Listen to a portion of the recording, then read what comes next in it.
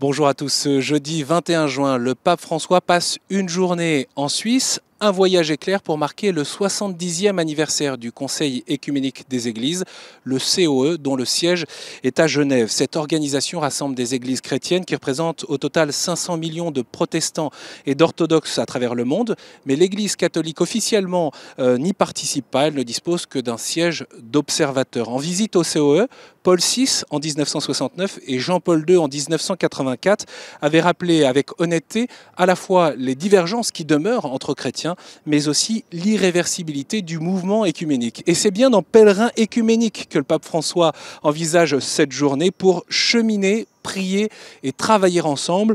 Une visite qui s'inscrit dans la continuité de la commémoration des 500 ans de la Réforme en Suède il y a 2 ans et les nombreuses audiences au Vatican. Cheminer, prier, travailler ensemble. Le pape tient son cap autant avec les grandes figures du monde orthodoxe qu'avec les protestants. En Suisse, l'évêque de Rome prononcera 3 discours dans la journée. Une première méditation personnelle lors de la prière écuménique du matin à 11h15 et un discours plus officiel dans l'après-midi à 15h45 lors d'une rencontre durant laquelle interviendra également le secrétaire général du COE, le pasteur luthérien norvégien Olaf Fiksefeit.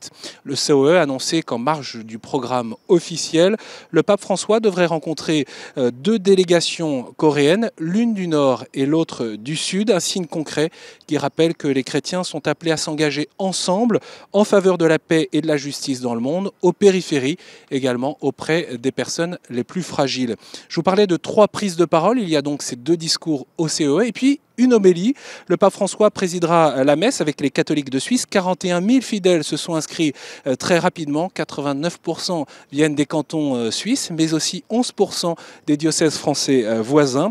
Palexpo, le palais des expositions de Genève, a très rapidement affiché complet. La télévision sera donc un moyen très concret de vivre cette Eucharistie en communion avec le Saint-Père, et y compris bien sûr sur KTO. Ce sera à 17h30.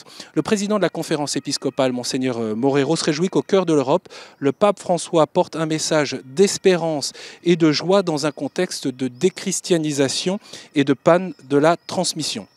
Alors, petite originalité protocolaire de cette visite, outre la rencontre avec le président de la Confédération helvétique, le pape François sera accueilli par 2 anciens gardes suisses à l'aéroport et le commandant de la garde suisse pontificale accompagnera le pape, non pas dans une mission de sécurité, mais comme invité dans la suite papale. Toutes ces visites, bien sûr, toutes ces étapes, bien sûr, seront en direct sur KTO et puis vous pourrez retrouver la programmation spéciale de la chaîne sur notre site internet, les reportages, les entretiens, les émissions et bien sûr, on se donne rendez-vous en Suisse, à Genève.